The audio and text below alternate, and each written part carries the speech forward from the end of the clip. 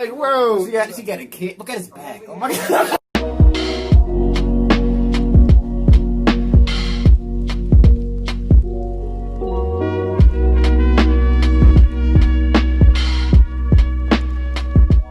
What's up, y'all? Welcome back to another reaction. And today we're finna reacting to Jacques Fresco Corruption. Yeah, someone had recommended this in one of our other videos. Yeah, actually had put a link. I usually don't click on links, bro. I ain't even gonna lie to you. I don't know, man. I just don't trust them. But yeah, I clicked on it and I saw this video and I was interested, so I wanted to do a reaction to it. Thank you for requesting it. Let us know other videos you want to see down in the comments. But we finna hop right into this. Let's go. I'm an industrial designer and a social engineer. I'm very much interested in society and developing a system that might be sustainable for all people. First of all, the word corruption is a monetary invention. That aberrant behavior that's disruptive to the well-being of people, while you're dealing with human behavior. And human behavior appears to be environmentally determined, meaning if you were raised by the Seminole Indians as a baby, never saw anything else, you'd hold that value system. And this goes for nations, it goes for individuals, for families. They try to indoctrinate their children to their particular faith and their country and make them feel like they're part of that. And they build a society which they call established. They establish a workable point of view and tend to perpetuate that, whereas all societies are really emergent, not established. And so they fight new ideas that would interfere with the establishment.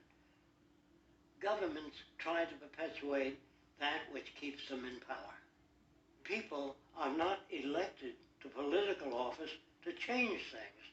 They're put there to keep things the way they are. So you see, the basis of corruption is in our society. Let me make it clear. All nations then are basically corrupt because they tend to uphold existing institutions. I don't mean to uphold or downgrade all nations, but communism, socialism, fascism, the free enterprise system, and all other subcultures are the same. They are all basically corrupt.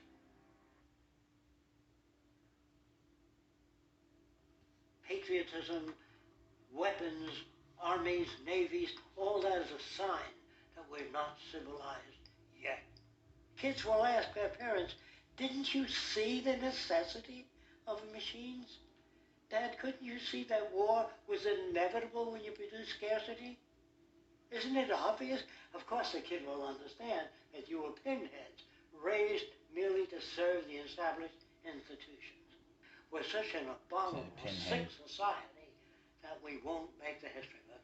They just say that large nations took land from smaller nations, used force and violence. You'll get history talked about as corrupt behavior all the way along until the beginning of the civilized world. That's when all the nations work together. World unification, working toward common good for all human beings, and without anyone being subservient to anyone else, without social stratification, whether it be technical elitism or any other kind of elitism, eradicated from the face of the earth. The state does nothing because there is no state. There is no state.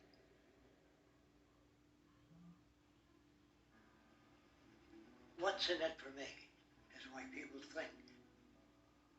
And so if a man makes money selling a certain product, naturally he's going to fight the existence of another product that may threaten his institution. Yeah, pretty much. Therefore, people cannot be fair, and people do not trust each other. A guy will come over to you and say, I got just the house you're looking for. He's a salesman. When a doctor says, I think your kidney has to come out, I don't know if he's trying to pay off a yacht or whether my kidney has to come out. It's hard in a monetary system to trust people. If you came into my store and I said, this lamp that I've got is pretty good, but the lamp next door is much better, I wouldn't be in business very long. It wouldn't work. If I were ethical, it wouldn't work. when you say industry cares for people, that's not true. They can't afford to be ethical. So your system is not designed to serve the well-being of people. If you still don't understand that, there would be no outsourcing of jobs if they cared about people. Industry does not care. They only hire people because it hasn't been automated yet. So don't talk about decency and ethics. We cannot afford it and remain in business. So you see, you have built-in corruption. We're all chiseling off each other, and you can't expect decency and that sort of thing. And feeling that, they don't know who to elect. They think in terms of a democracy, which is not possible in a monetary-based Don't economy. know to elect. If you have more I don't money know. to advertise your position, the position you desire in government, that isn't a democracy. It serves those in positions of differential advantage. So it's always a dictatorship of the elitists, the financially wealthy.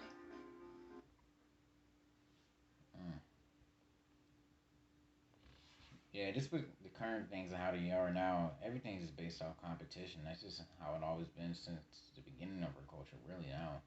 Since things began through like settled states, we always fought over resources, and now that we're modern, modern countries, and we don't necessarily just wage war on one another, and we having more control over these resources, we're able to exploit them, create companies, create jobs and businesses through these things. Of course, we're going to find ways to produce them at the mass level and produce them in the most efficient way. But we don't do that in a way which benefits a whole. If you just see things in a more logical way and just introduce more logical institutions where we can introduce things that will actually benefit us, clean energy, space resources. If you want to be a trillionaire, man, there's resources out in space, bro. You can start mining meteors, bro. Like, for real. That's going to be the first trillionaire. But yeah, man, if you enjoyed the reaction, make sure to like, subscribe, and share. And we'll see you next time. I'll be peace.